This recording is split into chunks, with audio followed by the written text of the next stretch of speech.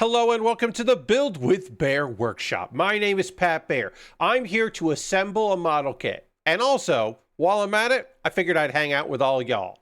And I'm going to start things off by throwing the Bear Cave, the Lego, the site, the tier 2 blue emote in the chat. If you are currently a subscriber, you can reply with those emotes. If you are not yet a subscriber, you can say hi. You can use other people's emotes. If you feel like being a lurker, go ahead and lurk. I once got asked the question, not too long ago. Hello, Lashbrook. Welcome. Pat, do you build model kits in your spare time? And the answer is no, I do not. I do not build model kits or Lego sets when I am not streaming. And I do miss the casual nature of that. I have messed around with some Lego. Hey, Lord Crashington.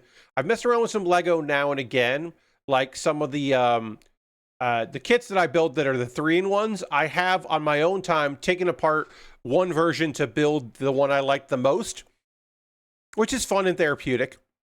But I don't build model kits for pleasure, because I'm doing these streams for so long that, I don't know, maybe there's something to be gained from a grunt that I really liked, getting it again and doing paint on my own time. Because I have considered trying to do some painting. It would not be on stream. It would be just in my own time, off camera. So I've considered that. But for the most part, right now, I'm in a position where between Twitch and YouTube AdSense and Patreon, let's go to the overhead camera as we work on this Gelgoog. Between all of those, I break even some months. Some months streaming does not cause me to lose money. And of course, Twitch went up to $6 a month instead of $5, so I get a little bit more money from Twitch, but my subscription numbers on any given month have declined over the years.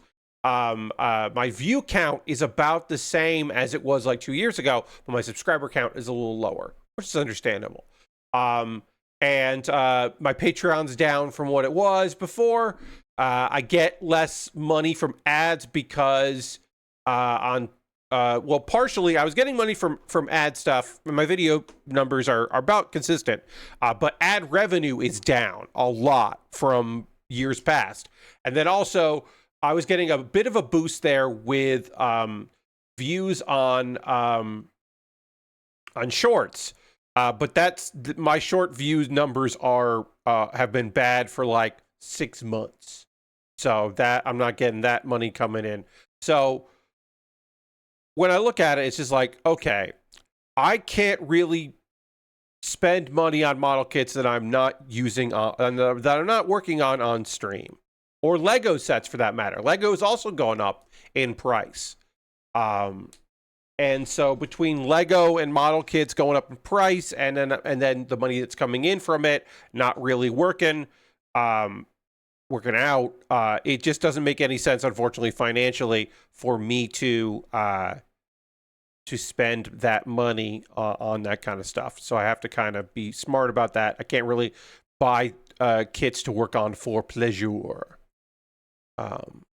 And then I'm just going to say it because we're talking about it. This is not me asking for gifted subs. This is not me asking for you to join my Patreon right now. I'll ask you to do that later. This is not me saying, hey, please go to my wish list and buy something for me to build. That also has decreased because as things have gotten more expensive, and also as people have costs for a lot of stuff in their lives, or they've already bought me something. They bought me a Christmas gift a couple years ago. They got me something for my birthday 5 years ago. They got me something just because they saw something that they thought it would be neat for me to build, or kind of punishing for me to build. They've done it already. They don't need to do it again. They didn't need to do it in the first place. So yeah, my items bought off my wish list has decreased over the years. The consistency of it. As those things have also gone up in price. This kit was bought off my Amazon wishlist by Harold. Thank you, Harold, for that. But yeah, I mean, just it is what it is.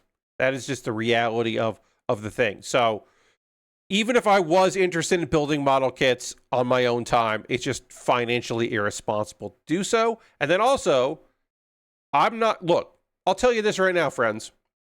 If I ever pivoted, it would be because I don't want to do this anymore, or as consistently as I do, right? That's it. I would not stop doing this because something I was doing took off. Like, let's say that I was playing a video game and my numbers just started going nuts every time I did it. Like Hearthstone. Like, suddenly I was doing well with Hearthstone, and my VODs were doing well, and there was demand for clips uploaded to my YouTube channel, and there were people that were coming in, and they were coming into my other streams going, oh, I was hoping you were going to play Hearthstone on the stream, or why aren't you playing Hearthstone, right? I'm not going to pivot because suddenly a thing I did well. Tomorrow, when I play Mold Washer, if that takes off and does well for me, I'm not going to pivot to mold washing streams. That's just not what I would do. There are like 2 reasons why I would either stop what I'm doing here or reduce the amount of time, like how many streams per week. And one is if I got work that was night shift, if I got night stuff, right? I got back into a theater job or a job that just the hours were in the evenings. I would certainly cut back. Now, would I supplement that with like afternoon shifts or morning shifts of streaming? Yeah, I might consider it. And the other one, which is the one that is more likely than anything else, is if I just start getting sick of doing it. I haven't yet. I'm not sick of model kits. I'm not sick of Lego sets.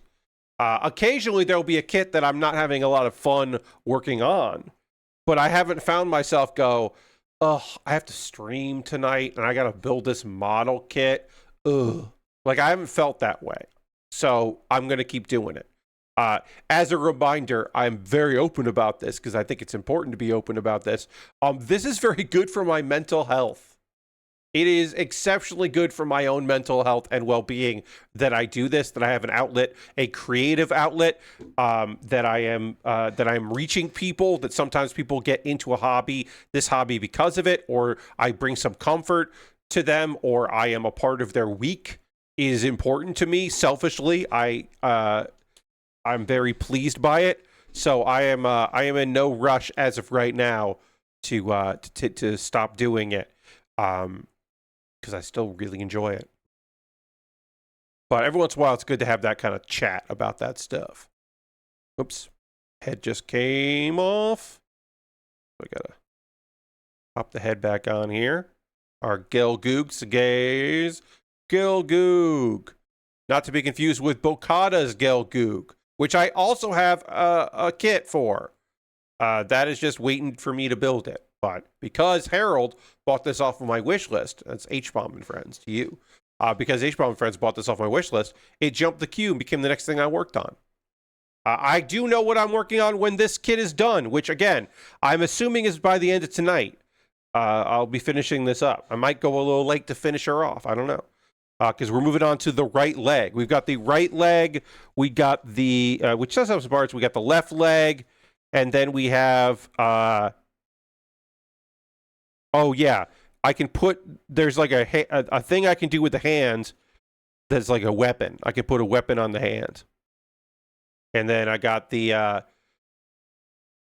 beam saber. There's a cool thing about this goddamn beam saber is that you can dual wield the beam saber, which is stupid. But I like that, so we'll definitely do that. The backpack is like 2 pieces. It should be pretty easy to put together. So yeah, that's the tonight's plan. Let's work on a leg. Okay, I want to get through some news stories. There's very few news stories that I want to talk with you about. And then when we're done with that, we'll have the rest of the time before our pause for the cause. We'll be dedicated to talking about Forbidden Door 2026, a wrestling pay-per-view that I watched last night. Some say it's still happening. No, we'll talk more about that as we get there.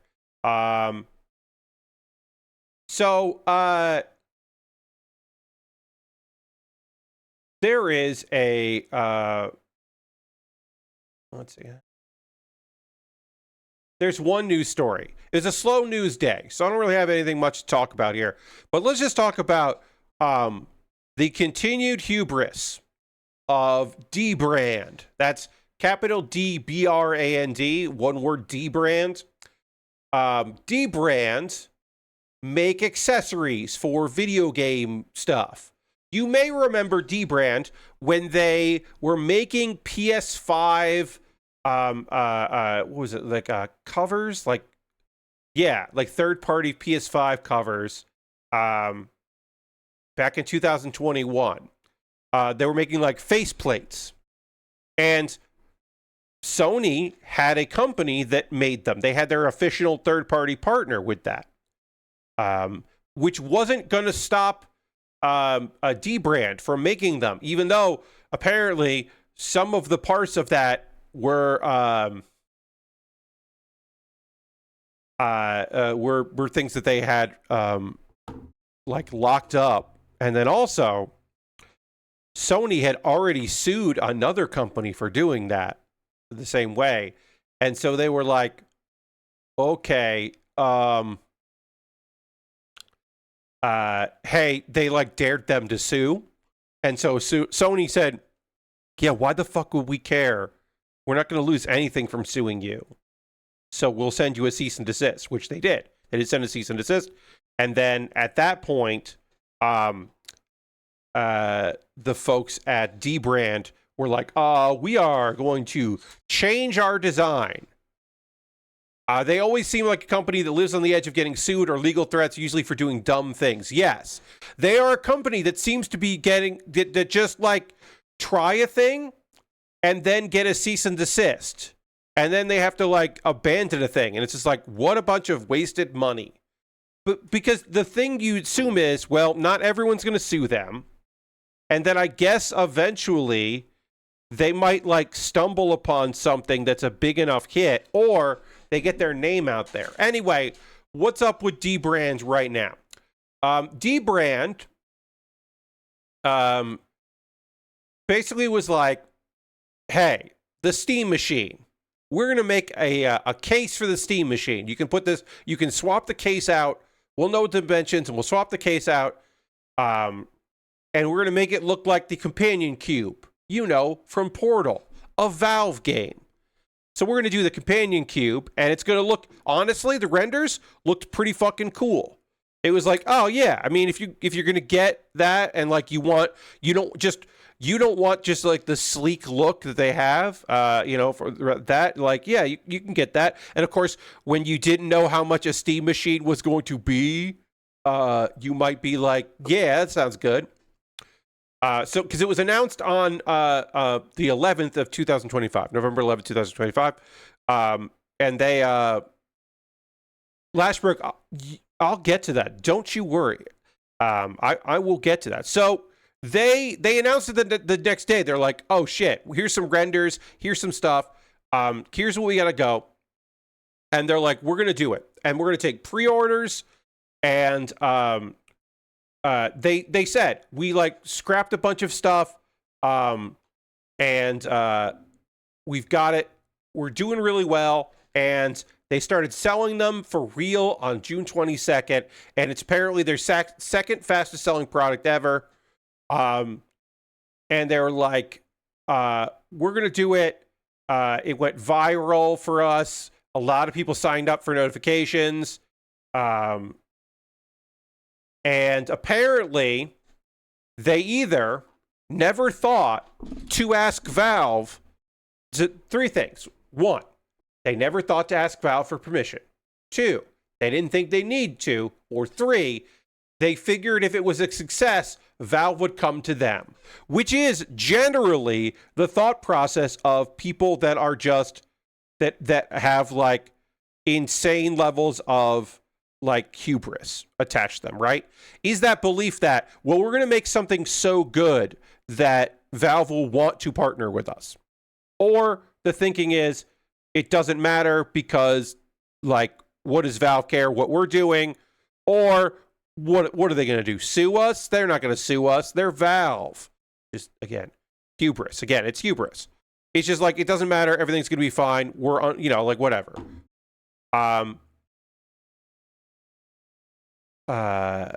We're going to regret that decision for a long time, they said. And here's my thinking. The fact that they're going to offer refunds because, yeah, Valve was like, hey, wait, what the fuck? You can't. They did have to offer refunds. They are going to lose that. But I don't think they're going to be suffering for a really long time because I don't think that they think about that stuff. I don't think they consider ramifications. This will not be the last time that they just go ahead with a thing and hope that no one yells at them. Because in somebody there's mind, and somebody there at D-Brand fully believes that it's worth the risk, that getting yelled at is worth the risk, that like, well, we're going to do this because the alternative is we don't get to do a thing we want to do. Like, that does seem to be the thing, which is like, well, if we asked and you said no, then we didn't do that. Yes, that it's better to ask forgiveness instead of permission, which I want to say, folks, that is a personal philosophy. That if you want to have that personal philosophy, have that personal philosophy of like, hey, I make fan stuff, and sometimes that fan stuff people are excited about, and sometimes that fan stuff people are like, this is not a fucking fan project. This is you making money off of something that I made. And you're like, fuck, yeah, you're right. I'm so sorry about that. Like that, if you want to be your personal life, if that's how you want to live your life and how you want to operate, that is a choice you can make if that is how you want to live. That's not how a company operates. You don't operate a accessories company going, well, we'll apologize, and I guess we're going to owe a lot of people fucking money, because that's what happened. Shortly after launch, because again, it launched last Monday, a week ago, Valve's legal team reached out. They stated that the companion cube is Valve's intellectual property. Because of fucking course it is, you dum-dums. I'm sorry, I need B1, I got that, then an A9. Yeah, dum-dums, it is. They requested we take down the product and launch film immediately. The video launch film instead of the trailer. They called it a launch film. That's terrible. This was entirely within their rights, and they were direct, fair, and respectful throughout. We took everything down and made an appeal. We asked Valve whether there was any way to keep the project alive, properly licensed with their blessing on their terms. They said no. Given our backwards approach of building first and asking permission later, it was a fair answer, which is like the most reasonable thing in any of this statement is the part where they're like, yeah, I mean, yeah. Like, that's the most reasonable part of this whole thing is the part where they're like, I mean, you gotta say no, right? Like, they've got their partners. Here's the thing. It would have to be unbelievably amazing for Valve to be like, actually, yeah, let's do the paperwork, right? But like, it's not. It's just a fucking thing. So it doesn't get to live on its life. It doesn't get to continue to be a thing. It dies instead because it needs to die. They're acting like an Etsy seller and not a company that makes a decent amount of sales. Yes. That, like I said, they are acting like a person, not a company. They are acting like someone who sells things on Etsy and gets a cease and desist because, fuck, I made too much money on my Nintendo shit or my Pokemon shit, and Pokemon's like, hey, what the fuck? It's like when I sold a t-shirt idea to a company, and they said, hey, if it's a licensed property, fucking still pitch it to us because we just make shirts And if they get a cease and desist, we try to go legal. And if they say no, then it's fine.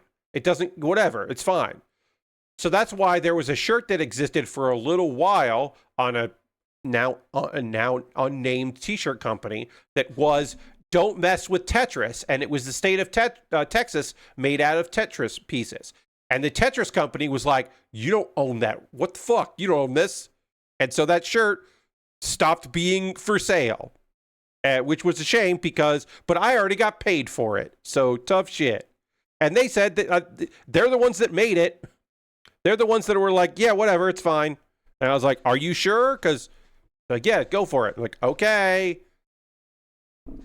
I'll keep pitching Pokemon shirts, which you'll only sell for a little while, but you're going to deal with volume so much that you can sell enough of a bunch of things that makes it worth it to get the cease and desist. Yeah. Here's the thing. Sometimes people make fan art and sell fan art, and people don't like that. I always think that's weird. I think fan art is fucking cool. I think you make your fan art, you sell your fan art. I think that's fucking awesome. Sometimes people who make fan art become actual artists for the thing that they are making fan art of. Cover artist and comedian Kevin Wada, who is fucking incredible. He started in fan art. He made a lot of fan art for Tumblr and then for shows to like comic conventions and stuff to supplement in his comedy career. He eventually made some pieces that were a friend of mine. This is a fun little story. A friend of mine, Sebastian, bought for his husband, Brett, a custom of some of Brett's favorite X-Men. And it's this beautiful piece that they hung above their fucking fireplace. And one day, Brett was having dinner with someone who worked at Marvel. And that person was like, who made that? And they were like, oh, it's this guy, Kevin Wada. And they sent him his contact info. And then Kevin started pitching covers to Marvel because it was like, well, I don't know who this is. And this person's incredible. And eventually they would have found him anyway. But it's that thing where, like, if somebody along the line said, hey, you're selling an art print of the Incredible Hulk, fucking stop that. Yeah, that's not gonna, like, that's shit, and that could have ended his fan art right there, and it would have been a fucking shame. You should look up Kevin Wada. Kevin Wada is gorgeous works. Unbelievably beautiful art from Kevin. Yeah, it just was like, oh yeah, this isn't gonna work. Then that would have been done. But what Kevin didn't do was own a company that was making, like, I don't know what I don't know. We'll just do a straight comparison. Like, Kevin was making like custom cards for Magic the Gathering for that were like, he was claiming were like official cards, you know? And it's like, oh no, you can't make Magic. You can make your own. Anyone can make Magic the Gathering cards, right? Like if you want to make proxies of Magic the Gathering cards with your own art, you could do that. You just can't sell it to people as part of your fucking business. Like that's the part where eventually you get too big and then someone is just like, well, now I have to get a lawyer involved. And reminder that small companies have lawyers on retainer. They pay a fee, a quite a bit of money here and there. They pay a fee. And they pay a fee to be like, hey, when I need you, you will make time for me. Fee. Large companies just have them on staff. They just have lawyers that just do that shit, that are proactively looking for that scour things and go on TeePublic and say, hey, you don't own this. What are you doing?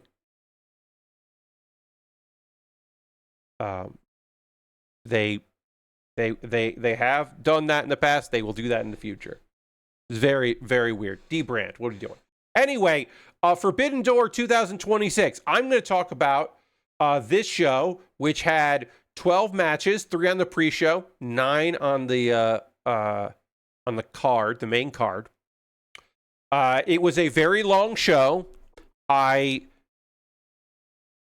often wish that AEW would run venues that had curfews, because it's just so long. Their shows are just so long and good. Don't get me wrong. I had a great time. This AEW show was excellent. It was a stellar pay-per-view with some real high moments and only a few low moments. But it was long, and I didn't need it to be long.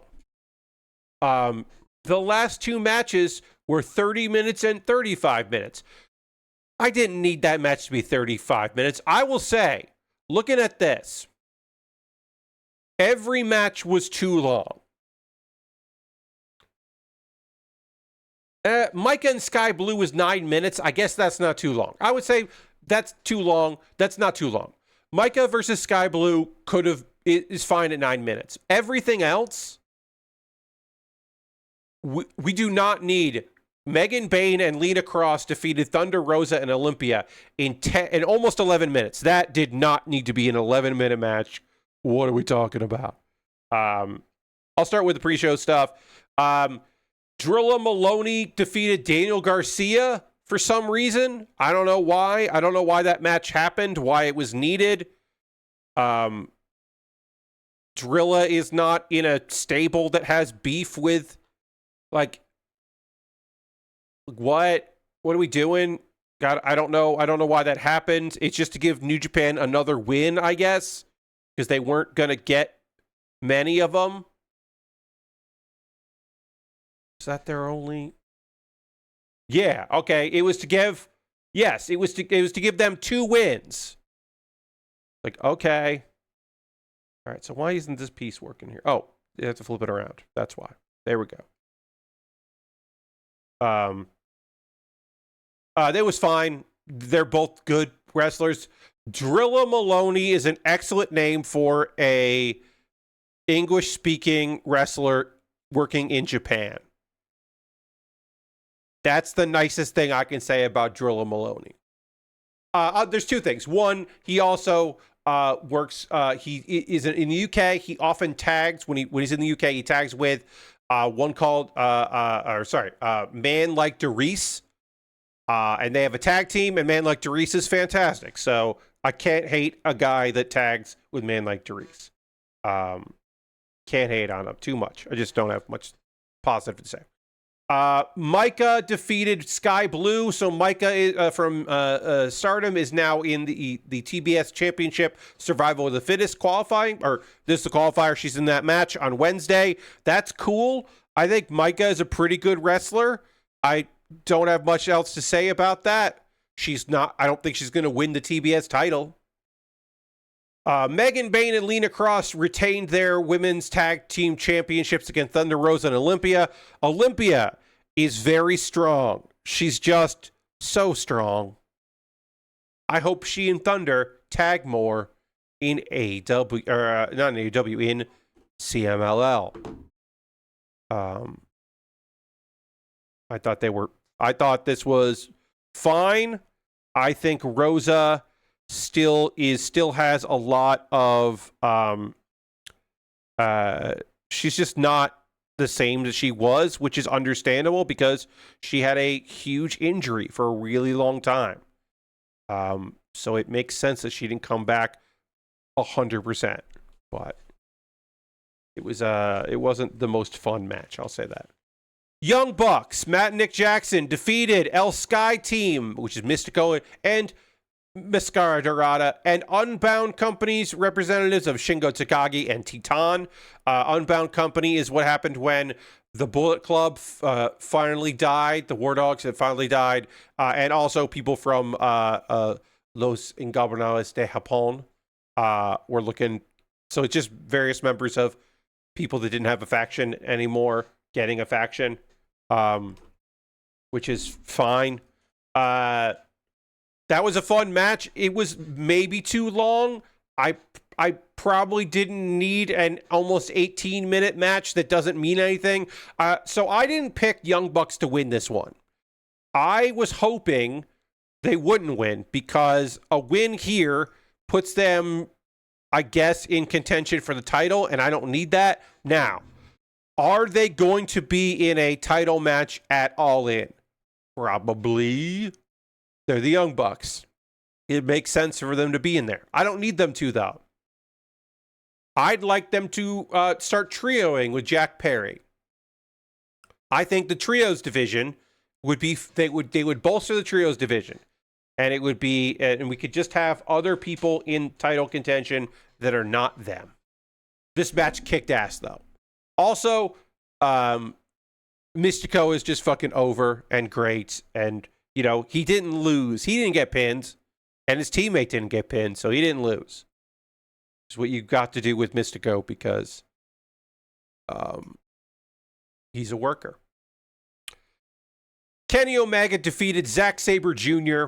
I know some people were like, Zack's got to win this one. It would be big for Zack. And I was like, yeah. But Zack Sabre Jr. is going to New Jersey today to wrestle in a small, cool show. And then he's going to go back to Japan. And there's an AEW pay-per-view in Canada next month. So I was fully predicting a win for Kenny Omega. And Kenny Omega did win. This match ruled. It probably didn't need to be 26 minutes. It probably could have been 20 minutes, perhaps. It was good. I'm not saying it wasn't excellent, but I am saying it didn't need to be as long as it was. That's going to be my overall note for almost every match. Almost every match. Yeah, it fucking ruled. Whipped ass. Kenny's going to challenge, I assume, MJF. And Kenny might win. I don't know how that one's going to go. Because they might want Kenny to be one of the major matches at All In, which I wouldn't complain about. I don't know. I don't know how that's going to go. I'm getting all the pieces out here that I need to get out. Jon Moxley defeated Bandito to retain the Continental Championship. And then Brody King came out, and there was kind of like signs of respect and whatever. This match was great. It did not need to be 18 minutes. This match did not need to be 18 minutes. What are we fucking talking about? Why was that match 18 minutes? Did not need it. I would love for Jon Moxley to drop the AEW Continental Championship. It would be great if he was no longer that champion. I would love Jon Moxley to go away for a while and take a break. But I do not think he will do that. I wish that he would. 8:35. But I'm sick to death of Jon Moxley. Just fucking tired of it. The match was good. Too long. Shota Umino defeated Pac to retain the IWGP Global Heavyweight Championship. That is the other win for New Japan. Man, this match did not need to be 18 minutes. I do not give a shit about Shota Umino. I cannot care about Shota. Of his generation, of the guys that have come in, he is the one I am least interested in. I just cannot care about him. I thought he and Pac had a fine match, but I kept looking at my watch on that one. I was like, wow, what are we doing here? Why are we giving this one so much room to breathe? Did not need that.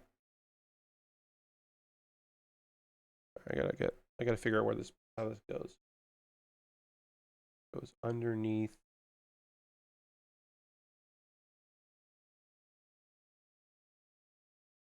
I think it goes like this. I think I have put this piece on right. We'll find out. I think I have. Tekla defeated Starlight Kid to retain her AEW Women's Championship. This one was almost 19 minutes. I'll say that. Okay, you know what? Yeah, that was a good length for this one. I'm glad they gave it time. I think Starlight Kid fucking rules. The spear looked good. That is one of my complaints with Tekla, is that I think she should stop doing the spear in AEW, because most of the women she wrestles are as big or bigger than her, and her spear does not look good on people bigger than her. What are we talking about here with that? But against someone small like Starlight Kid, SLK, who fucking whips ass, Silk rules. She is fucking 24. She's goddamn 24 and an incredible wrestling talent. Just unbelievably good. She's going to be good for 2 more decades at fucking least, which is crazy. But she's got years ahead of her to continue to be awesome. People who are not aware of Starlight Kid found the fuck out with Starlight Kid at the show, which is great. That is what we want. You want that. You want people to be like, oh shit, yeah, okay, this makes sense. I mean, maybe Tekla is gonna lose next month as we go into All In. I feel like she'll be the champ going in All In. I'm not super thrilled with that, but whatever. Cope and Cage, that's Adam Copeland and Christian Cage, defended and retained. Oh, I'm sorry. One thing I did want to say, Shota Umino. He looked like he was going to get beat up by the Death Riders, but then Takagi showed up. The Ace, our retired hero, showed up, and it was nice to see him. He looks healthy. He looks like he is eating carbs, and he's got a professional haircut, not a wrestler haircut. And I'm happy for him. I hope he's doing well. It did look like that walking fast down a ramp and then walking up some metal stairs did seem to be tough for him, and I do feel bad about that. Cope and Cage retained their titles against the Dogs. I did not want the Dogs to win, so I'm glad they didn't, but I also don't want Cope and Cage to be champions, so it's tough. Yeah, his knees are bad, Lashbrook. The knees are bad. Okay, so, hey, this piece is not lined up right, and that doesn't look correct at all. So that's weird, right? Like, this should look better than it does. So that makes me think that I've done something wrong. But on this side, it's right. So maybe this is how it's supposed to look, but that can't be correct. So I got to remove some parts here and look at them.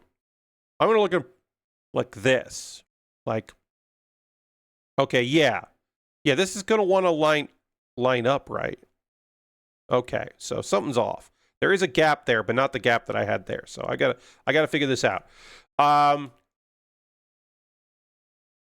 Jay White returned to make sure to prevent the Dogs from cheating. The members of the Bang Bang Gang have been kind of talking shit about the Dogs for a while now. It was very clear that that's the next. They basically just like. Now it makes sense. Now it makes sense that, oh, okay, in the lead up to this, they were starting to talk shit about the Dogs. They had a match and lost the Dogs, and now they're talking shit about the Dogs. And it makes sense because Jay White was coming back. At the time, I was like, why the fuck are the Dogs feuding with 2 different teams? We all knew how this match was ending, but Jay White showing up to hand it to them was at least fun. Yes, it is fun. Also, Christian not excited about getting any kind of help, including help from Jay White, is good. That is good business. And he was like, I'm gonna pretend to be happy about this. What are you doing here? Like, that's good shit. I like that a lot. I thought that was fun. But yeah, they're going to have the belts in Canada. I don't know if they're going to lose the belts in Canada. I don't imagine they do. I imagine Cope and Cage drop the belts at All In, if anything. But they also might fucking retain it All In. So, who knows? Who can say? Alrighty. These legs are very complicated. And you remember that these are like, oh yeah, of course these are fucking complicated. It's G-Quux. Mercedes Moné defeated Maya World by submission and became the first person to ever win back-to-back Owen Hart Cup finals, or the tournament. She won the tournament. Mercedes Moné, who was not originally scheduled to be in the tournament, won the tournament. Maya put up a hell of a great job. She definitely held up her end of the bargain, and Mercedes made her look incredible. Mercedes Moné, in 25 minutes, which it could have been a little shorter, did just an incredible amount of work.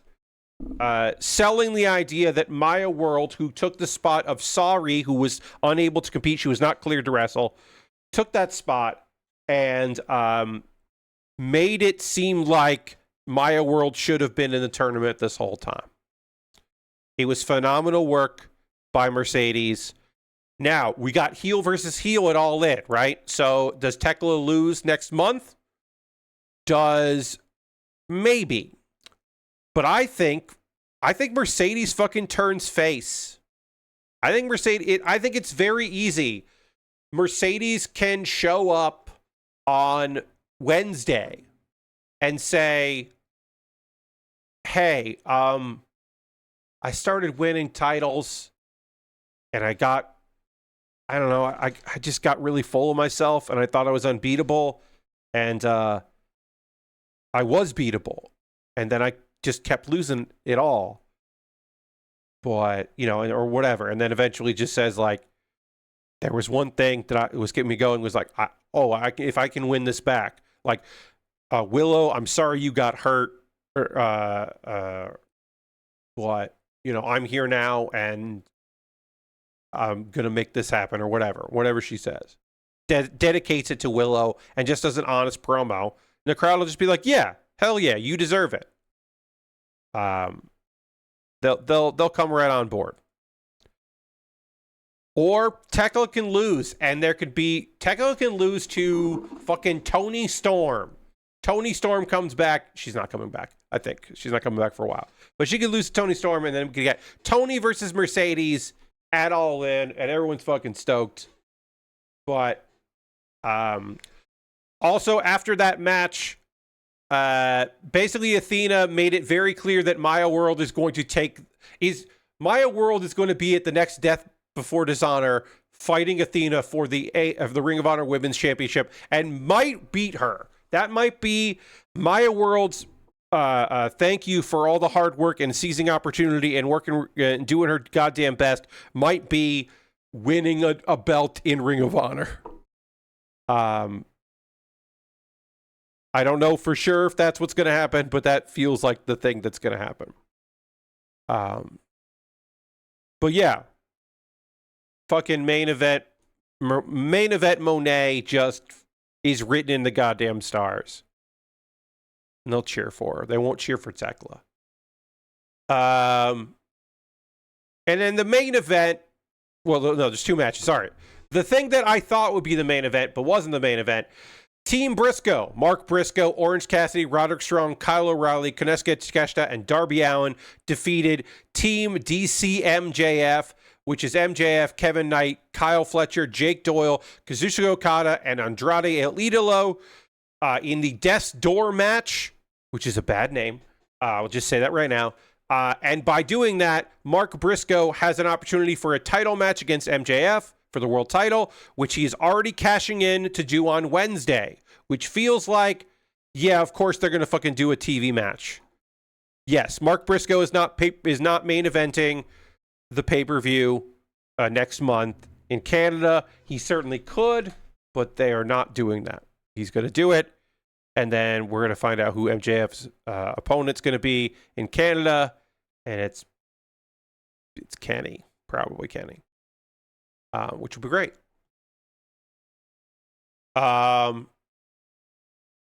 So many things about this match to talk about. Andrade El Idolo turned babyface. He is sick of Don Callis and the Don Callis family. He is sick of MJF, particularly. There is certainly a world in which he fights someone for the title opportunity. Maybe we get Andrade versus Kenny in order to get the number one contender, something like that. I don't know. I don't know what we do. But I could see a world in which it is Kenny Omega going in there. Andrade has been so over. He has been so beloved. He has a fucking catchphrase that people like saying and enjoy. When he says the thing, people are happy about it. It makes so much sense for him to he was so mad. He's so mad at MJF. He was getting sick of Don. It makes a lot of sense. Many other things to talk about here. Leo Rush was in a hockey bag. He was in an equipment bag. He clearly was under the stage, and they put him in the bag instead of him being in the bag and coming to the ring. They didn't do that part. I'm pretty sure they didn't do that part, but whatever. It was good. A good bit of business. He is fucking weird. Leo Rush being a weirdo all throughout that ring and messing with people was very fun. I thought that was a good bit of business. I was happy to see that. Kevin Knight took a crazy bump through a bunch of tables, which all of them did not break. There was a fucking backpack with explosives. Darby Allin had a booby-trapped backpack, which is just a stupid thing to say. That is a stupid thing that I have said. Is a true stupid thing. There were many props in there. People had backpacks with stuff in it. One of the backpacks had an NES in it, and Kyle O'Reilly blew on a cartridge, put that cartridge in a NES, and then hit people with that NES. And then that was a fun bit of business. Yes, while in TNA, Joe Hendry once fought a wrestler named Moose with a Dreamcast. Kyle O'Reilly did not invent hitting people with a console. Barbed wire wrapped around the controller. Yes, there was good stuff. Orange Cassidy had a bunch of orange slices with a note that they were from Willow. Willow looking out, she sent orange slices. It's a good bit of fucking business. There was a bunch of tacks all over, and a good heel heat moment was that MJF swept all the tacks off. He had a broom, and people were like, this is the most manual labor MJF has ever done. But he swept all the tacks away because he didn't want them to be there anymore after Darby Allin took a stupid bump into tacks. And Darby Allin, not the best actor in the world, it was very clear that was he took that spot on purpose and possibly regretted that fucking spot. It was chaos. It was 30 minutes of nonsense. I had a lot of fun with it. There were a couple periods where it kind of dipped. Jake Doyle got to throw people around and beat Jake Doyle. It's very clear that Mark Davis is having visa issues because that was very much the Mark Davis spot that they gave to Jake Doyle, but good on Jake. You know, he's healthy and he could do the spots, and so he was there. We did get to see, hey, put that on the next fucking pay-per-view. Are you going to wait to All In before we get Okada and Takeshita?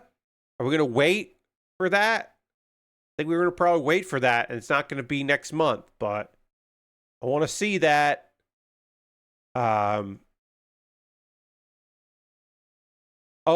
Because Darby was climbing, Kyle O'Reilly did pick up Darby's skateboard and did air guitar with that skateboard, and that's good. That's good shit, and we like that. We find that fun here.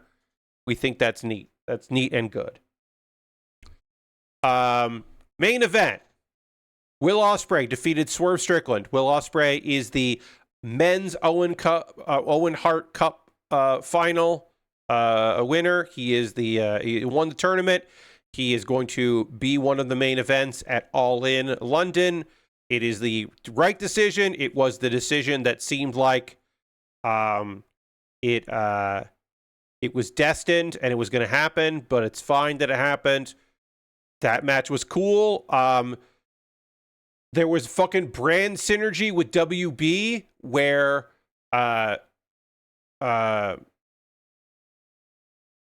yes, Swerve could have made good use of those orange slices in that he needed to get some blood developed. It was very bloody. Swerve came out in Lobo gear on a he was on a motorcycle, and they got off that motorcycle. The Lobo gear looked fucking cool, except for the fake-ass chain. This is a man that has worn real chains to the ring, so a fake-ass chain was bad with a fake-ass blade. But I will say, Will Ospreay's Bane gear looked stupid. It was cringe. It was very cringy and bad. It will not be remembered as a good look for him. I did not think it was good, but I thought Swerve pulled off his shit and looked pretty cool. Also, why is it like I understand that Will Ospreay will do whatever it takes to win, so he is kind of a tweener, but he's not a tweener. He might act like a tweener, but he's not. So he should have been a superhero and not fucking Bane. Yeah, that didn't work. But yeah, good on him. That match was too long and too bloody and too many kickouts at 2.9, and I didn't need all of the Death Riders coming out to cheer on Will Ospreay. I would have been fine with them coming out at the end, rushing it to cheer him up, to all accept him or whatever. But I didn't need it during the match. Well, that's the thing.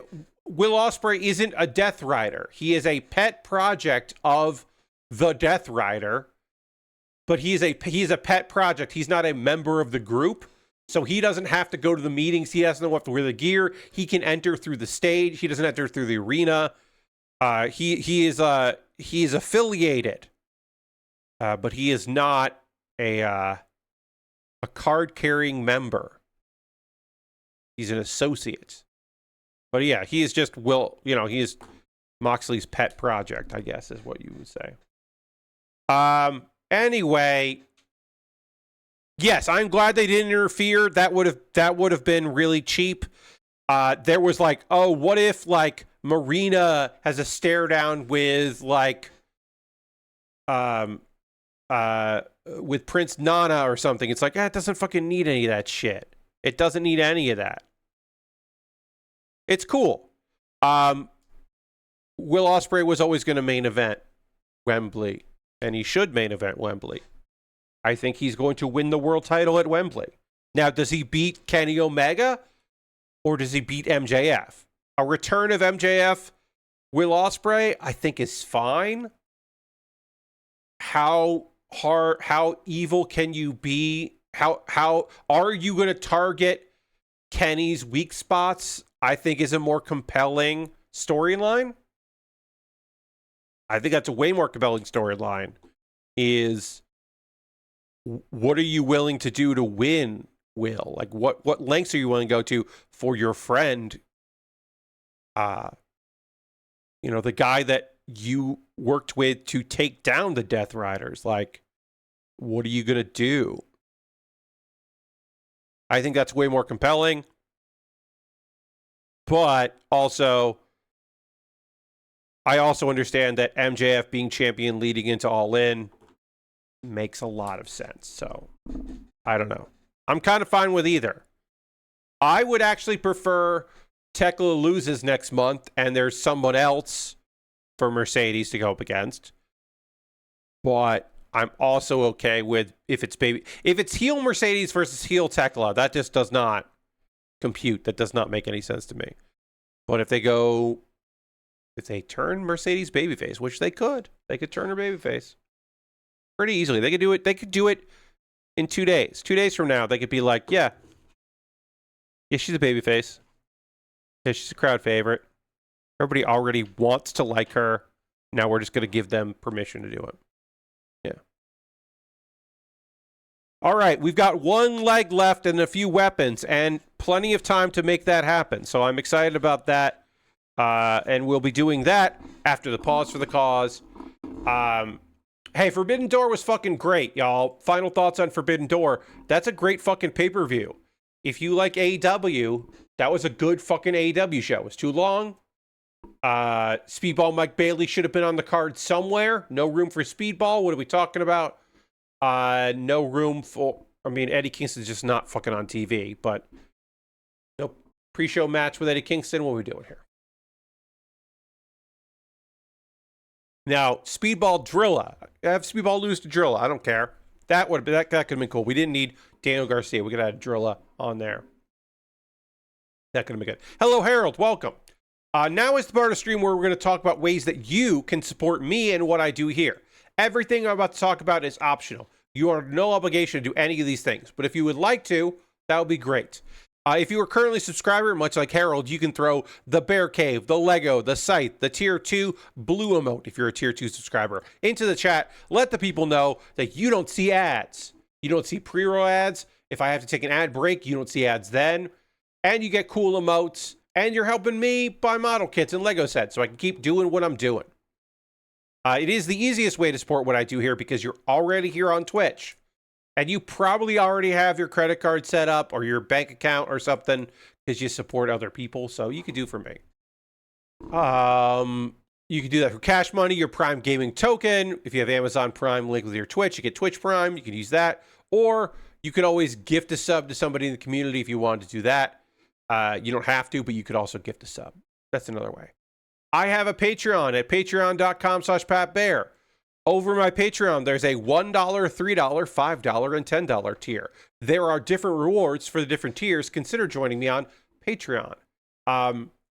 Shout out to my patrons, my $10 patrons. You didn't get to vote much this month, but you did vote on what I'm going to be starting when I finish this, which will be tonight. So congrats on having one thing you could vote on. And then also, the Q&A video went up this weekend, so you got that. And thank you very much for supporting me on Patreon.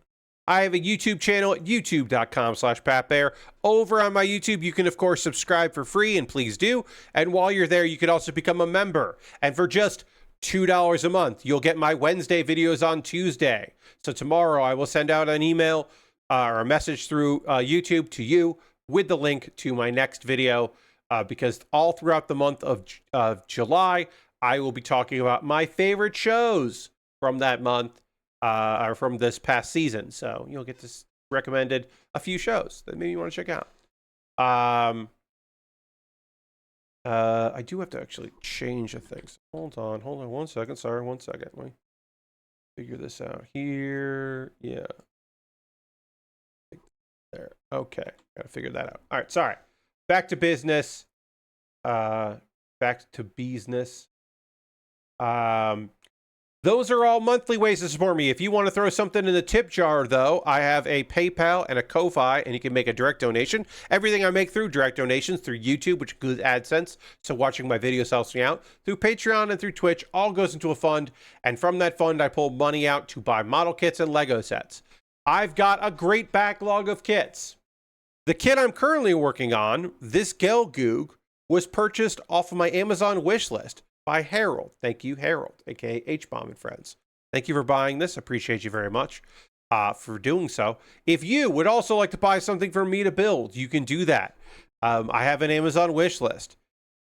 Anything bought on the wish list will get a dedicated video on my YouTube channel. It will also jump the queue and become the next thing that I work on, just like this was. Because that's the least I could do. If you're going to spend money for me to build something, the least I could do is build it as fast as possible. Or as soon as possible, I should say. I got model kits and Lego sets, inexpensive kits, expensive kits. There's some gear in there. In case you're like, I don't know what to buy, Pat, but like, yeah, I'll buy you a poor type Gundam marker. I'd like to see you use that kind of Gundam marker. It's different from your normal style. You're like, yeah, hell yeah, it is. Or you're like, I'd like to see you build this Starscream from Transformers 1. You're like, yeah, all right, sure. I'll build that. Or, hey, I saw that there was this deep green mobile suit called Gallus J. I want you to build the Gallus J. I'll be like, oh, well, thank you. I also would like to build the Gallus J. So yeah, you'd buy something there. I appreciate it, Harold. And then I will build it on the stream. My alternative to Amazon is I have a wish list on Throne. I am going to be updating this. I've been saying it for a while. I'm going to give it a full update, and I am going to do that. Gundam Planet has started listing more and more things on USA Gundam Store, so you can buy, not USA Gundam Store, sorry, on Throne. So I'm gonna start supplementing my list there with some stuff from USA for Gundam Planet, I should say. And then also, I keep almost saying the name, USA Gundam Store. If you want to buy a gift card at USA Gundam Store, you go to the site, you buy the gift card. They send you an email with a gift card code. Then you can send me a whisper here on Twitch or a private message on Blue Sky or Mastodon with that gift card code. And then I will use that gift card code to buy something from USA, a Gundam store. That is the most complicated and involved way to support me financially. People have done it, though. More people have done that than bought me something from Throne. Let's see.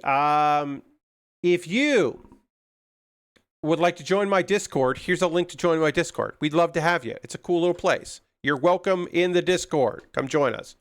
Video links. The most recent episode of Pat Bear's Anime Club is me talking about this past season, the spring season, and then previewing the summer season, which is just starting. I will have a new show to talk about on Thursday. Which show exactly? I don't know. It might be the Oblivious Saint Can't Contain Her Power. It might be the Villager of Level 999.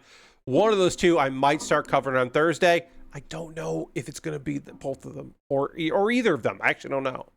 I have a few shows that I do want to check out. I just don't know which ones I'm going to be covering on a weekly basis going forward. And then Kuma Baer is my weekly anime recommendation series. The most recent one, because for June, I was talking about mecha shows. I talked about Gundam 00, an overlooked Gundam series that has a fun story and great mech design, like really solid mech design, some good gimmicks. The character design I also thought was great. There's some fucking adults in that show, god damn it. There's also some teens. But and then the main faction is called Celestial Being, which is just a good dumb name. You should check out my video on that and then watch some Gundam 00.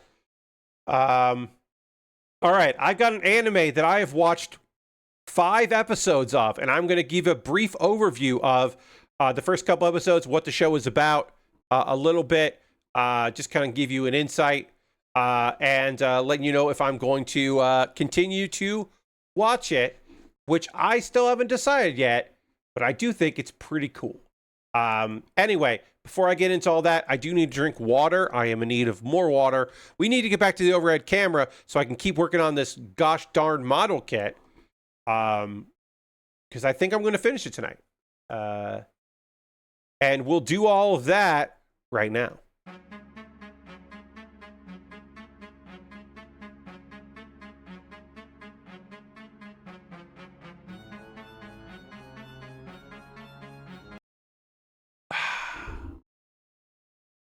All right.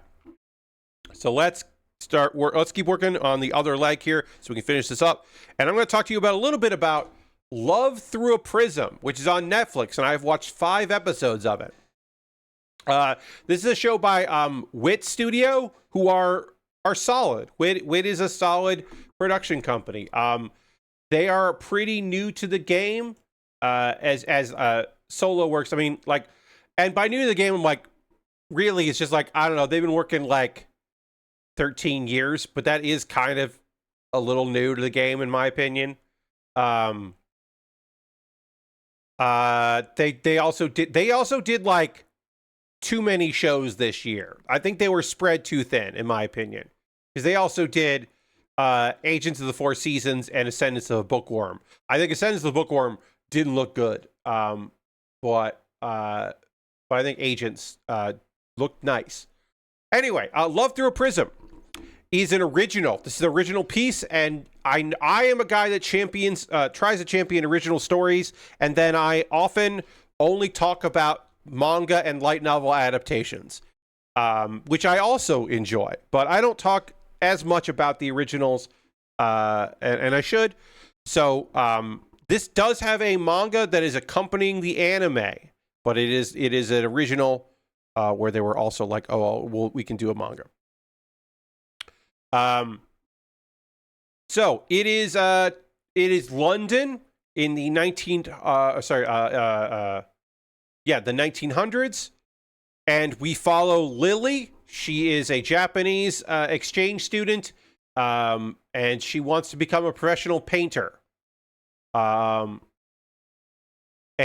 basically, she's got a deadline. Her parents are like, be one of the top students within 6 months or come back. This is like her ultimatum. They do not want her to pursue the arts, so they are purposely but like they couldn't stop her from going, so they are purposely trying to like basically crush her dreams by saying like, okay, well, either you fucking are immediately a success or don't bother coming back. Don't bother and come back. And so she is going to become a success. That is her goal. And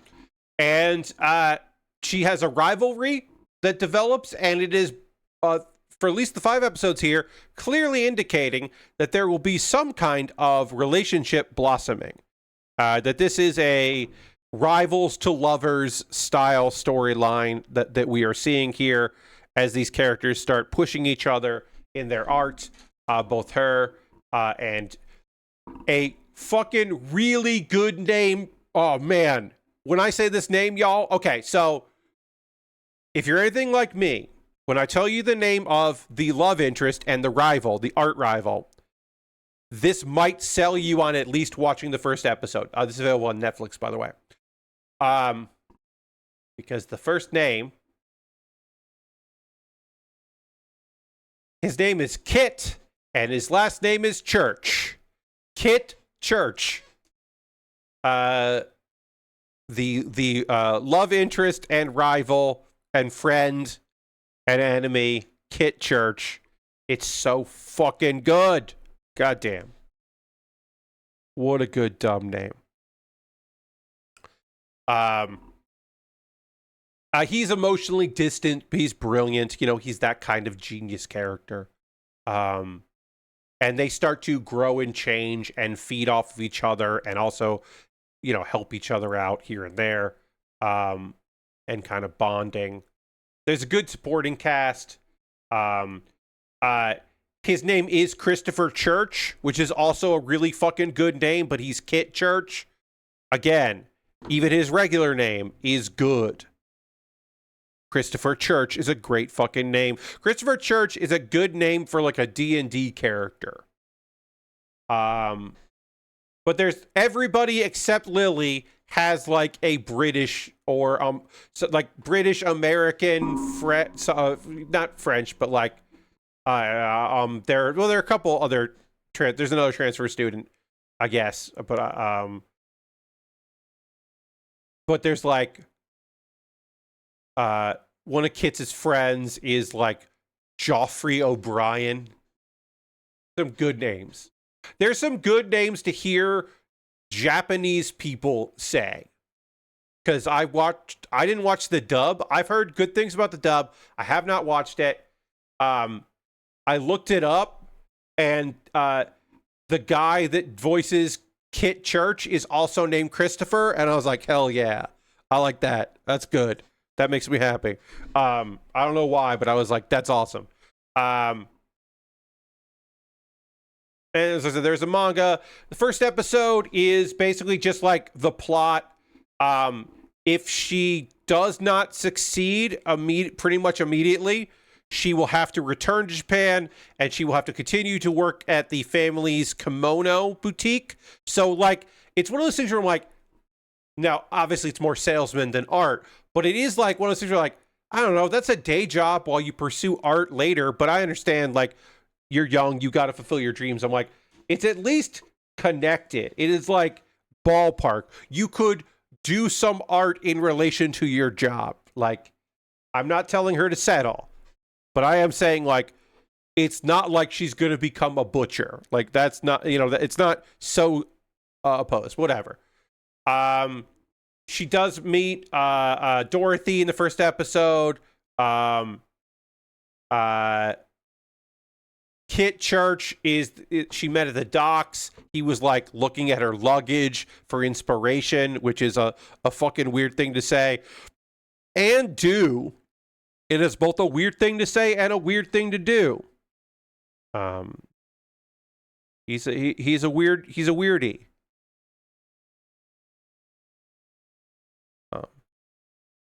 Get this in here. I think this piece is the right direction. We'll find out in a moment if I have fucked this up or not. Anyway, that's the first episode. It just got an introduction to characters, getting the vibe, getting Lily's deal, being introduced to Kit and Dorothy.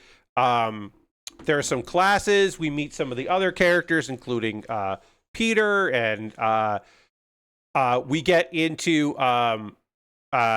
we meet our villains, the triple S's, who are like, they're in art school, but they are very much like jealous of anyone's talent and bullies. And it's just like, your art school bullies? Who has fucking time to be bullies at art school? Get a fucking job. What are we doing here?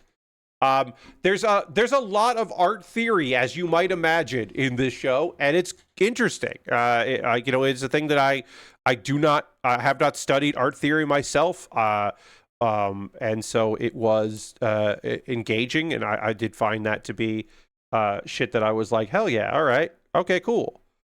Throughout the 5 episodes that I watched.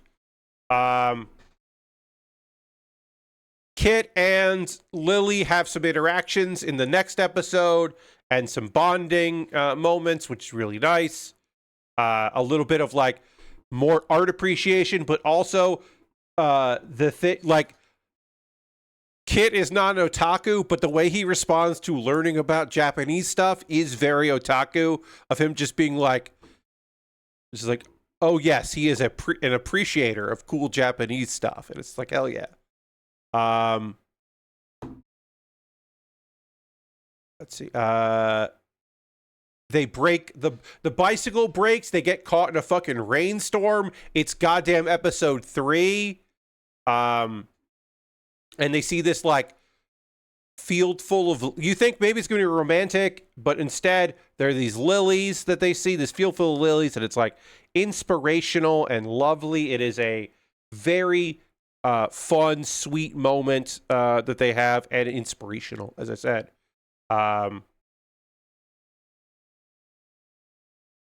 And there is a episode 4, art gallery time. Like, immediately, like, it's art gallery time, motherfuckers. We find out that Kit's dad is like a duke, and so everyone's just like, whoa. And the Duke apparently is pretty seemingly happy that his son is talented, and also invites folks, some of his friends, but also including Lily and another exchange student, the chance to go to the estate for the holidays, which is just like, oh, I'm sure that'll be fine, and nothing will happen in that scenario. I can't see this turning bad in any way, shape, or form. I'm sure it will be fucking fine. Let's see. And then episode 5, which is where I left off on this. The group is going by train, and then they have chauffeurs, and so some of these characters this is like commonplace for them. Other characters get this whole like, this is a wild thing that is happening. This is like not my life experience, that I am unused to this kind of environment, kind of a thing. You know, you fish out of water. Apparently, everybody fucking loves the Duke. He's a good, everybody's stoked about him. And everybody's so welcoming. They're like, we're so happy you're friends with the young master. And everybody's like, this is so nice.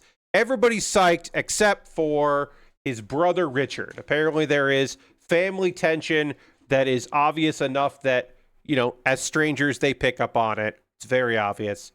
We have a nice little scene with Dorothy and Lily talking about their families. And we have the cliffhanger moment of one of the reasons why apparently Richard and Kit don't get along is that Richard is demanding, once again, Kit give up art in order to take on responsibilities for the family. And that's where we leave off for me. And hey, there are a bunch of fucking episodes on this show. This show like dumped. It had worked on last year. One of the reasons why because it started in January, and came all out, and I was just kind of getting to it, but it had 20 episodes. And I can't tell you that I'm going to finish it by like next week or anything, but I'm going to keep watching this one. This one was high on my list of I should check this thing out because it did run like basically 2 cores. And it came out in batches. With the dub came out in batches, but I was like, I kind of fucking want to watch more of this. I really liked Love Through a Prism. I think this was a really cool show. The romance stuff hasn't really picked up, but it's obvious that it's there, and that is going to complicate things as they become rivals for position, and they both have their own family dramas and such. And then there's going to be there were hints that there will be more cultural stuff happening, like more conflicts about culture. I would be interested in seeing the dub because it might even feel like more appropriate as a dubbed than. Oops, I just dropped the sprue. Hold on, I'll be right back. It might be more appropriate to watch it as a dub. But I don't know. I am interested in watching more of that. On Thursday, I will be talking about the final episode of Marriage Toxin, episode 13, and I will be starting a new show because the new season is upon us. Again, I don't know which one are going to cover 2. I might cover both Oblivious Saint and Village of Level 999. I don't know which one. I'm going to watch the first episodes of both of those and kind of decide which one I want to cover. They are similar in that they are both, neither are isekais, but both are fantasies with some tropes. I have read a little bit of Oblivious Saint, and so I'm interested in continuing to read more of that, or to watch some of it, because I did like what I read in the manga format.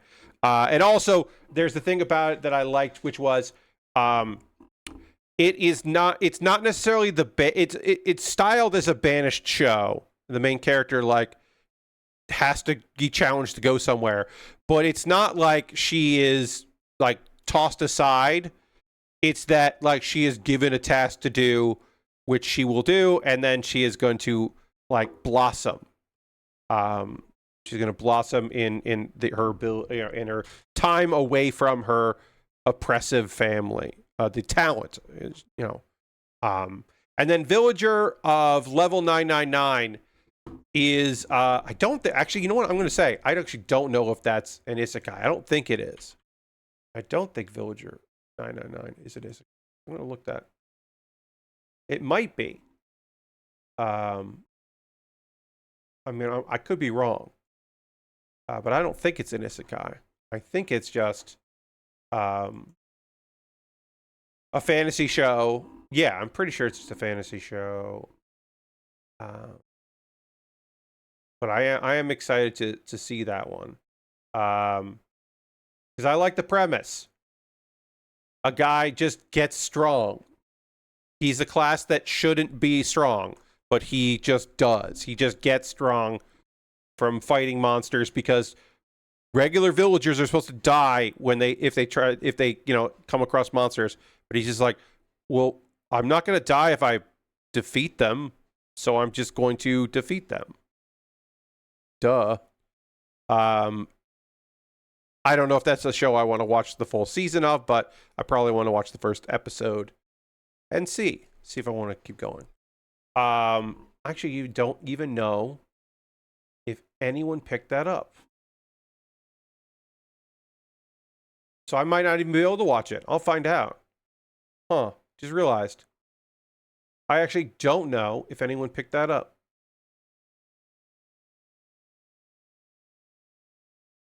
I can look that up now. Let's see. Anyone pick that show up? I should probably... That also could be a reason why I don't... Okay, yeah, Crunchyroll picked it up. I was going to say, all right, okay. I was like, okay.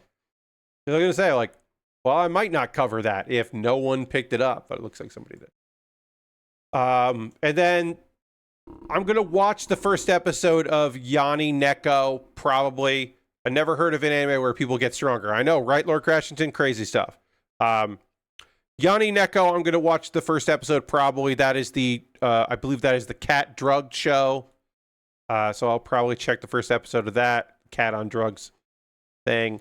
And then I'm going to watch the first episode of Draw This Then Die, because we do, like, this year, 2026, is a phenomenal year for anime.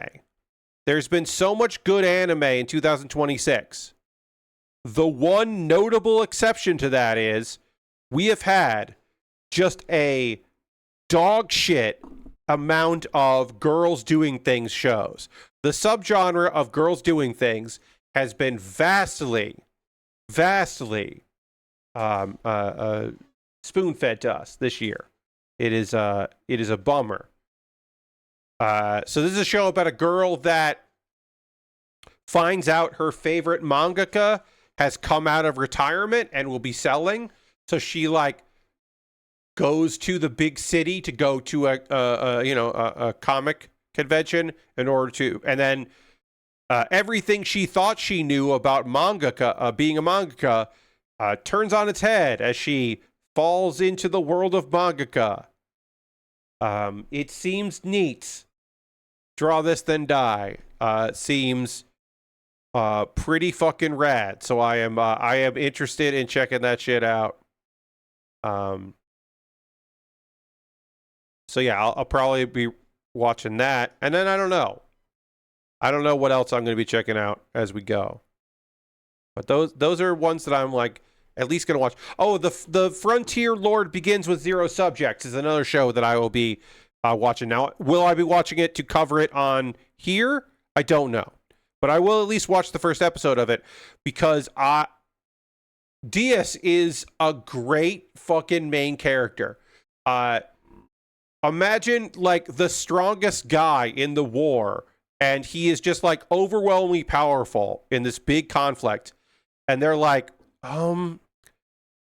he's like very strong, but also like we don't think that he'll do well in politics. And so like we need to like figure out what to do with him, because like he could, someone could like lead him astray very easily. So the solution they come up with is, okay, we'll just give him important lands that also will be very difficult for him to live on. So he's just going to be like tied up with that. But he ends up like making friends, and there's a found family, and he gets stronger and stronger. There is a trans character that is occasionally played for laughs in a way that sucks. But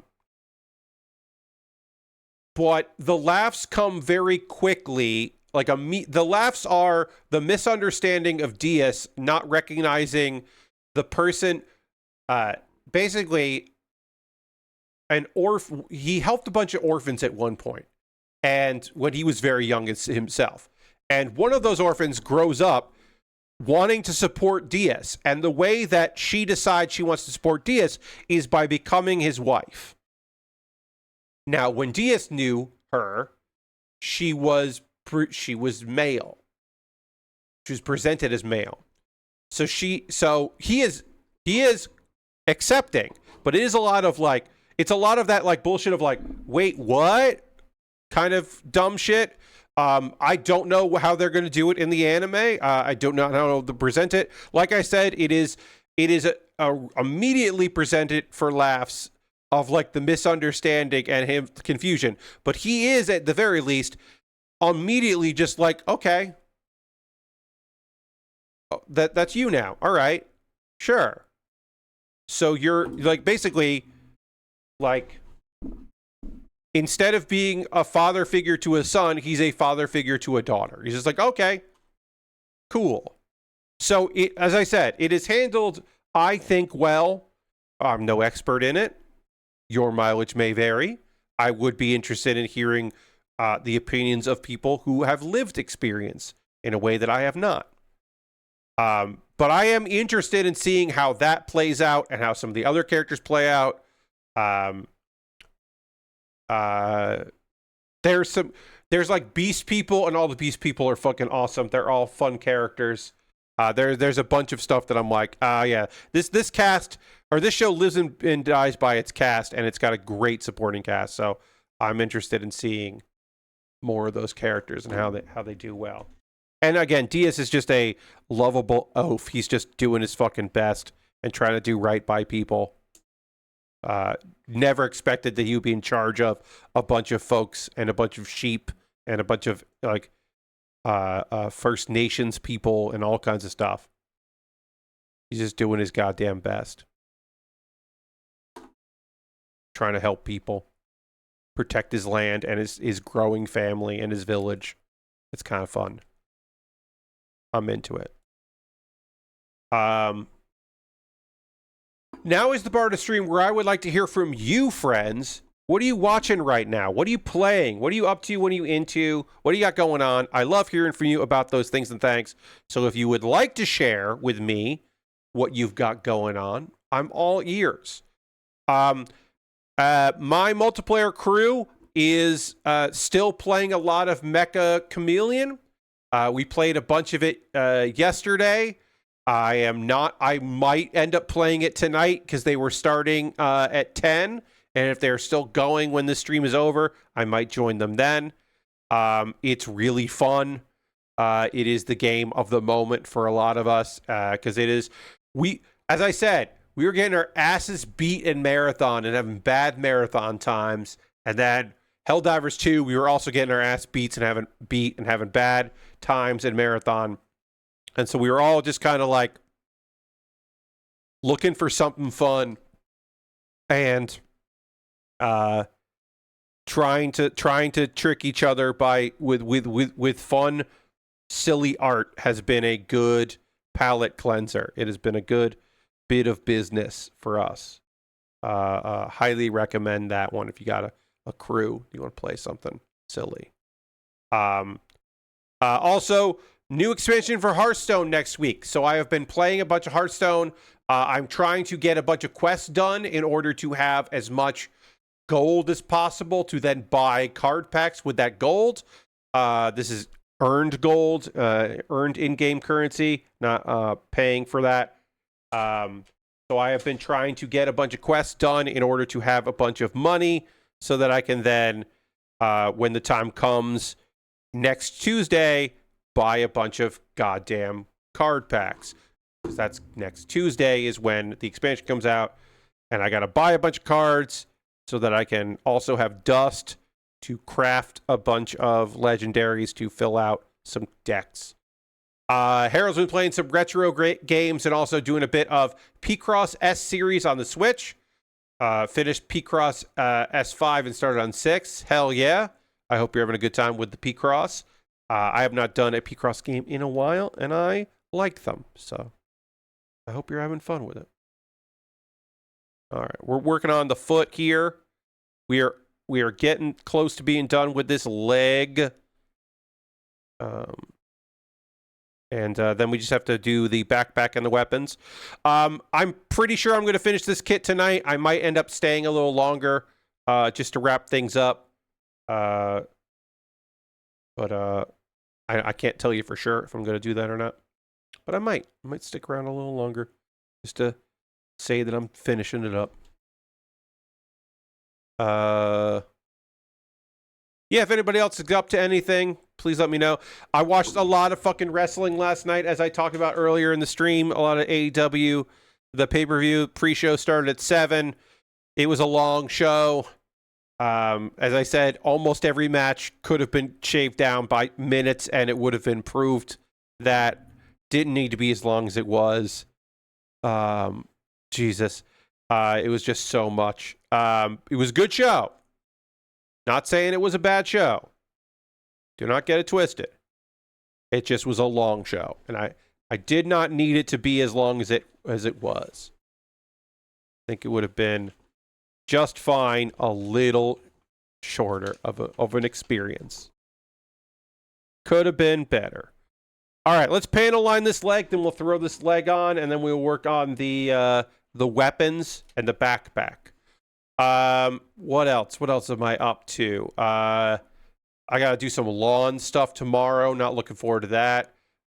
Lord Christ says could have been an email. Yeah. Tomorrow I will be playing a game. I got a game to play with you. My Tuesday night stuff. Weirdly enough, I'm going to be checking out Mold Washer.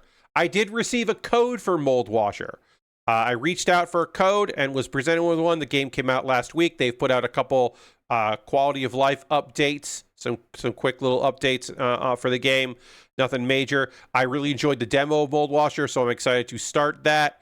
I don't know if I'm starting where the demo left off, where I left off in the demo, or I'm starting from the beginning. I have to see tomorrow. But yeah, so this is not a sponsored stream, but it is a stream where the code was provided, and that is an important distinction that I will make because I want you to know that going into it, that I'm not, you can take somewhat of what I say with a grain of salt, but I am not being paid in any way, shape, or form. I just requested the code and received it. Lorcar says, not excited to be working in the intense heat we're getting next couple of days. Yeah. Part of the reason why I'm mowing tomorrow, because I'm mowing my lawn and then also my neighbors, because they're out of town. And so I'm doing it for money. I'm not doing it just as a favor. They are paying me, in this case. Video game not being paid for. Mowing the lawn being paid for. I'm doing it tomorrow because it's just going to get worse as the week goes on. And I also have other stuff going on too. And then even though I'm going to take an allergy pill, the pollen, and I'm going to wear a nice mask, the pollen is still going to wreck my whole shit and make me feel very bad. So, still not going to feel great about that. Lashbrick says, I watched a lot of wrestling. Probably should have skipped watching Collision. Oh, yeah, I watched Collision Saturday night and liked it. It was just fine. Conversation about how bad Man of Steel was got me to rewatch the Gun Superman, and my favorite little detail is still Guy Gardner going to a diner and ordering cereal. Think about seeing Supergirl tomorrow. Nice. Yeah. Yeah, Man of Steel is wretched, and yeah, I look, I won't see it till it comes out, but I will see Supergirl because I am interested. But I don't go to the movie theaters. As y'all know, I don't see movies in the movie theater. I stopped going to movie theaters, and I'm happy about it. And I don't know why I would go at this point. Someday I might go again, but I'm not planning on it. So there's that. All right, let's clean up this leg, and then we will start working on the backpack and the weapons. There's not many weapons for this kit, but we'll get it together. Lorecraft says, I've been watching more Star Trek with the end of season 1 in sight. I enjoyed the first episode with the Klingons, minus the poor makeup on the Genghis Khan-style facial hair. Yeah, they figured it out. It took them a long time, but they did figure it out. I did love the episode with the big carpet monster, where the miners found weird spheres that I realized instantly were eggs. But they didn't get to that reveal until the end. Yes, sometimes you can be ahead of them. Sometimes you can get ahead of what's going on. All right. We are body complete here, except for the backpack, which we will do now. And the backpack and the little weapon stuff. Actually, I don't think we're gonna go. We're not gonna go over. I think we're gonna end right on time tonight, which is nice.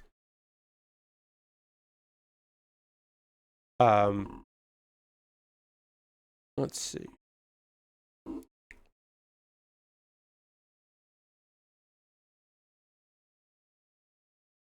Okay. A31, then on a D5, D12, then A32, backpack. We're going to do one on one side and one on the other. Let's just do all of this here. A31, D15, D17. There are like a couple pieces here that I didn't use, and I believe that's because they are part of the other Gelgoog. And they basically made as much of this the same as they could. So there are a couple parts that don't necessarily fit. Like there is a weapon. Yeah, I think this comes with the gun, but this Gelgoog doesn't. Oh no, this Gelgoog does use the. Yeah, that's right. That's right. The thing that looks like a gun is like the holster for the beam sabers. There are. Oh, sorry, this does come with a little gun. It's right. That's the other Gelgoog that doesn't use it. I think. I don't remember. But yeah, this kit does have a little gun, but we're probably not even going to have that little gun on display because there's a better thing to use for it. Okay, so this is going to go like this. And then this is going to go here. As always, it is important to remember that if you're like, why does it look like that? It's just because of the designer making a lot of decisions that were based on what if this was just complicated unnecessarily and kind of reminded you of Evangelion. That is a big element of G-Quux, for better or worse. In many cases, worse. In some cases, better. In many cases, worse. All right, we got that together. Okay, goes there, and then that's gonna go here. Wait. Oh, that goes like that. Okay. Little backpack piece on one side, then we'll do the other little backpack piece on to other side, which is this piece here. This week, I'm going to catch up on last weekend's Tokyo Joshi Pro Wrestling show because I did not catch that as it was airing. Also, the guy who goes by the name Orange Crush, he used to be running JCW, that was Jersey Championship Wrestling, not Juggalo Championship Wrestling. This is Jersey Championship Wrestling. He has stepped down from that role of helping to produce that, so he can start producing his own things. He has a show called Produce, where he basically has a pro wrestler kind of help book the show as the curator. They had their first show today, and they struck a deal. They are one of the first promotions to strike a deal with My AEW. So you can watch that. You can buy them. I believe they're $14 or $15 a show, or you can buy like all of them because he's basically doing like a full season and then see what he's going to do after there. And I support that. If you're, like I know some people were like, well, is he going to like do all of them? But I believe in Adam, that he will actually do all the episodes of all the events that he promised. Yeah, like I said, that's happening tonight. Zack Sabre Jr. was on that show. They basically convinced him to stay another day in America and do that, which is cool. So I want to watch that this weekend and this week's TJPW as well. I got to check that out eventually. Also, this probably does not mean anything to anyone here, but you must please at least acknowledge my sadness in reporting that Japanese wrestling talent Yuki Kamifuku, aka Kamiyu, is retiring in December from professional wrestling. She announced today, which was last night for us, or yesterday, I guess, whatever. But in Japan, it was a crazy thing to read as soon as the wrestling was over. Did I put this on? How did I fuck this one up? I did. I fucked this one up. How was that possible? How did I do that? Sorry, I gotta pop this open. I am very sad to report that she is retiring from professional wrestling. Kamiyu is a phenomenal talent. She is just really fun and cool. But she apparently has been thinking about this for a while and decided that she's the oldest wrestler in TJPW and just thinking about how she wants to go out on top, which I respect, fully respect it. She'll continue to be in the public eye as she's doing things, but she is going to refrain from wrestling. And she is producing a show in November, which is cool. Very happy to hear that she will at least be producing something on her way out. And we know she is not retiring because of injury. She is not suddenly retiring and leaving. She is going to have a farewell show, which is awesome. That is just cool because sometimes we don't get that, and it's a shame when we don't get that. So I'm glad that we are, the Japanese fans will be able to be there, and international people. Like there's a non-zero chance that like her retirement show, which is December 26th, like there could be some international wrestling fans who just happen to be in Japan for the Christmas holiday that go and see her last show. And I was like, oh, that's neat to think about. I think that's cool. All right, we're going to put this beam saber here on, this double beam saber, because that is silly in a way that I really appreciate. So when given the opportunity for the dual beam saber, I'm going to take it. I'm going to take that dual beam saber. Does it come with a gun? Yes. Is that as fun as this? Fuck no, it's not. Also, it's pink. That's just a fun color, so we're going with that. And then I guess we will build the gun. We also need to build the wire that shoots the thing, because that's silly. We'll build that. We'll build the alternative hand that shoots the wire, because that is just a fun, goofy thing. A6. What did I need? D222. That. But yeah, I was bummed to hear to read that Kamiyu was retiring, because I think she is a great wrestler. She did just have a tag team run with the tag team Uber Eats, her and Wakana, and that was really good for Wakana to have an experienced wrestler kind of guide her. That was really good. And she just the last big TJPW show, she did she wrestled for the title. It was her first attempt at going for the main belt, and that was a good quality match. My one big hope is there are two hopes. I hope that Toyo Mates reunites. That's her tag team with Mahiro. They went to the same college, not the same time, but they went to the same college, Toyo. So they did have a tag team. They're called Toyo Mates. I hope that they reunite for one show, and I hope that Kamiyu has one more match where she is in a tag team with the other two Yukis.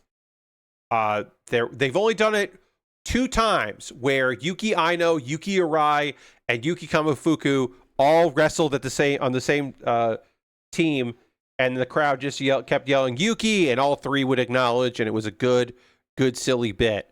So I am hopeful that they have one more trios, the Yuki trio one more time, because that is very fun.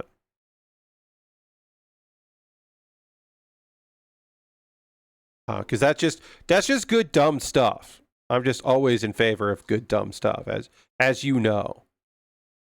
Like this stupid wire bit of business that we've got going here. Wire out of the hands. You know I'm going to have that on this kit. Like I said, we'll build the gun that this kit comes with. Am I going to have it hold the gun instead of the beam saber or the whip? Fuck no, I'm not, but we'll build it. Might as well. It's just 2 pieces. We'll put the gun there for shits and giggles.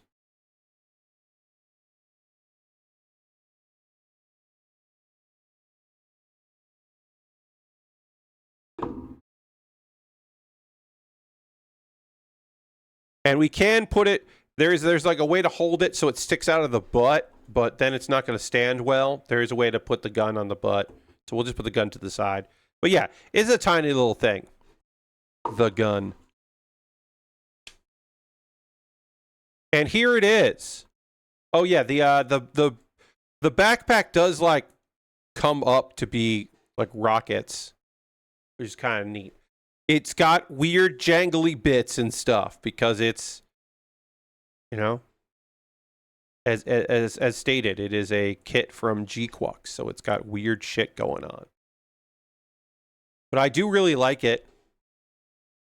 The Star Wars kit of Gundams, yeah. It is a good, weird mobile suit that I like, so. Thank you once again to Harold for picking this up off my Amazon wish list. Thank you for all for hanging out tonight as I worked on this fun little kit. I will announce what I am working on starting on Thursday. As this Gelgoog is done, on Thursday I will be beginning a Lego set. And it is the Lego Sega Genesis. This has been taunting me on my backlog pile, but that won the poll, so I will be building this Sega Genesis out of Lego, and I can't wait. I got the stickers right here, all them stickers, the 16-bit power on and off. The way you can make it say Mega Drive if you wanted to say Mega Drive. We're gonna make a Genesis because I was a Genesis kid. And of course, Sonic and his friend Tail. Those are the stickers. This is the instruction booklet. I'm fucking stoked to work on this thing. Here's a page. Look at that. That's the next thing that I'll be working on in the future. But for now, we're going to go on a raid. That is how we end every stream around here. We always end with a raid. We're going to go find somebody doing cool stuff that we want to go spend some time with to go and support our fellow streamers out there and hopefully give you more entertainment and more fun times on your Monday evening. Who is streaming? Hey, Mary Kish is playing Dave the Diver because there's Dave the Diver DLC. Try saying that 3 times fast. Dave the Diver DLC. And this looks fun. So let's go see what's going on with Mary. Mary is obviously top tier, a good one. So we'll go hang out with Mary for a little bit and see what's up. I recommend you come along on this raid tomorrow. DLC with no diving. Oh, no, Dave the No Diver DLC.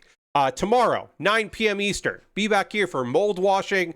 That is a cute looking game. I'm excited to play it. Again, code provided. I hope you have a great rest of your night. I hope you come along on this raid. Hey, come along. Mary's great. You'll have fun. It'll be a good time. You won't be disappointed. And then come back tomorrow for more good times. I'll see everybody later. Thank you so much for watching the stream. Goodbye, everybody. Goodbye, goodbye, goodbye. Goodbye, goodbye, goodbye.